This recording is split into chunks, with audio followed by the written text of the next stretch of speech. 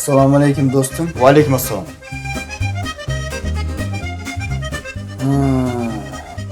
Xo'sh,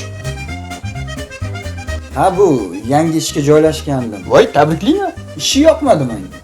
Nega? Ha mayli, ishini ham qo'yatur. Hop, Muhit yoqmadi. ye. Ishga ertalab boraman. Xo'sh, Borgandan keyin xodimlar qanaqadir bir-biri bilan faqat g'iybat bilan shug'ullanar ekan. g'iybatxona ekanda. To'g'ri, Ket u yerdan. lekin boshqa ish topmasam bo'lmaydi do'stim. Top boshqa ish. Juda ham qiynalib ketyapman. Top. Seni kim ushlab turibdi? Qachongacha bunaqa ishni ishlayman? O'zing o'ylab ko'r. To'ppa to'g'ri. Ket.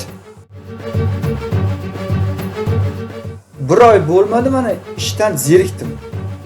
G'iybatxonada Nima ko'p ish ko'p. uni g'iybat qilgan, bu buni g'iybat qilgan. Ish yo'q.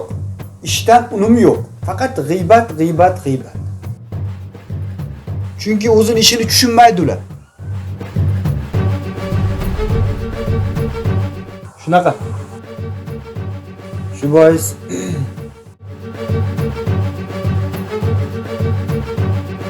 Ket u yerdan do'stim. U g'iybatxona emas, g'urbatxona u. ketish kerak bo'lsa ketaman u yerdan. Ket. Boshqa ish topaman. Lekin do'stim, shu ishni juda ham qidirib zo'rg'a topdim. Endi ishga kirganimda ishdan bo'shab ketishim to'g'rimikin? 100% to'g'ri. Agar bo'shab ketmasang, o'sha insonlarning qatoriga qo'shilib, sen ham g'iybatchi bo'lib qolasan.